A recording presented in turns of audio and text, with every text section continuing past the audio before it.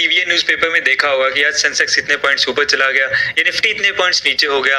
तो ये Nifty and Sensex है क्या चीज़, क्यों इसे न्यूज़ में दिखाया जाता है, कैसे ये कैलकुलेट होती है, इस टॉपिक को पूरा डिटेल में समझेंगे विद एग्जांपल्स।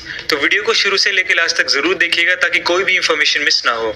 निफ्टी या सेंसेक्स को समझने से पहले हमें इंडियन स्टॉक एक्सचेंज को समझना पड़ेगा। स्टॉक एक्सचेंज बेसिकली प्लेस होती है जहाँ पे शेयर्स की बाइंग एंड सेलिंग होती है, जिसे हम स्टॉक मार्केट बोलते हैं। और इंडिया में दो सबसे बड़े एंड पॉपुलर स्टॉक एक्सचेंजेस हैं, BSE Bombay stock exchange and NSE national stock exchange. BSE establish हुआ था 1875 में एंड ये एशिया का सबसे पुराना स्टॉक एक्सचेंज है। करंटली बीएसई दुनिया का 12th लार्जेस्ट स्टॉक एक्सचेंज है।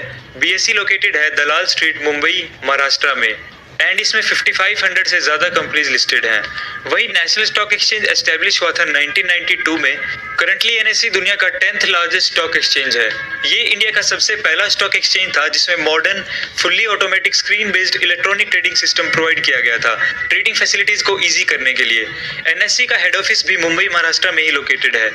अब निफ्टी एंड सेंसेक्स है क्या? ये है इंडेक्सेस। कंट्री की इकोनॉमिक डेवलपमेंट पता करने के लिए एक क्राइटेरिया होता है कंपनी के शेयर्स की फाइनेंशियल परफॉर्मेंस।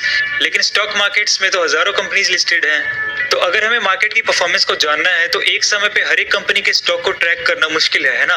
तो इसलिए एक सैंपल लिया जाता है कंपनीज का जो पूरे मार्केट को रिप्रेजेंट करता है और इस स्मॉल सैंपल को कहते हैं इंडेक्स।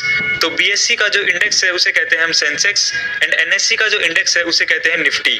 सेंसेक्स को बीएसई 30 भी कहा जाता है क्योंकि इसमें इन 5500 कंपनीज में से टॉप 30 कंपनीज को सिलेक्ट किया जाता है उनकी मार्केट कैपिटलाइजेशन के बेस पे। मान लीजिए आज सेंसेक्स 34,000 पॉइंट्स पर है।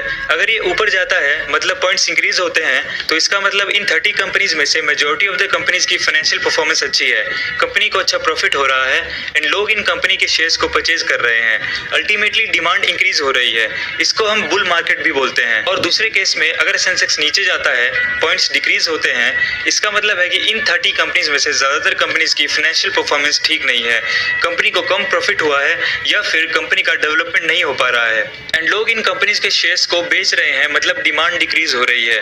इसको हम बियर मार्केट भी बोलते हैं। अगर सेंसेक्स ऊपर जा रहा है तो वो इकोनॉमिक ग्रोथ का सिंबल होता है।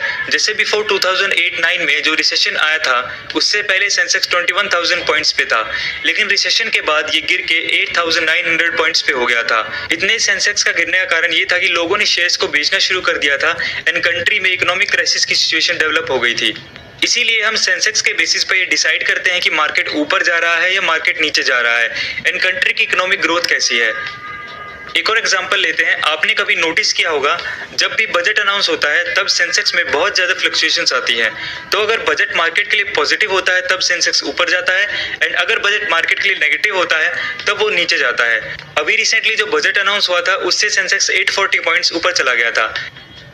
अब जैसे सेंसेक्स एक इंडेक्स है बीएसई का, वैसे ही निफ्टी इंडेक्स है एनएसई का।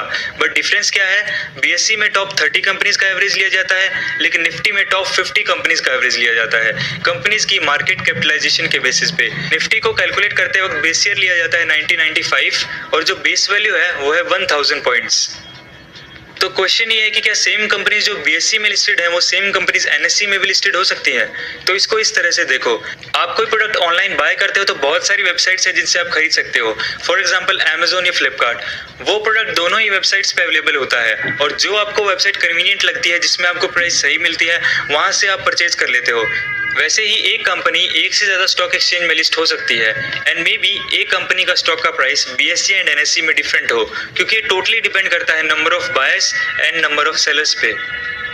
जैसे इंडिया में स्टॉक एक्सचेंजेस हैं, उनके इंडेक्सेस हैं, इसी तरह से इंटरनेशनल मार्केट में भी जो बड़े बड़े स्टॉक एक्सचेंजेस हैं, फॉर एग्जांपल यूएस में New York stock exchange and Japan में जापान एक्सचेंज ग्रुप, तो इन कंट्रीज में भी अपने अपने स्टॉक एक्सचेंजेस हैं एंड हर स्टॉक एक्सचेंज का अपना अपना इंडेक्स है।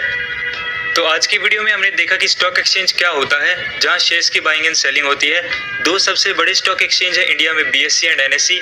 इन सब के इंडेक्स भी होते हैं जो हम कैलकुलेट करते हैं उनकी मार्केट कैपिटलाइजेशन के बेस पे। बीएसई का इंडेक्स है सेंसेक्स जिसमें 50 कंपनीज लिस्टेड हैं और इंडेक्स कंपनीज एंड कंट्रीज की इकोनॉमिक ग्रोथ को शो करता है।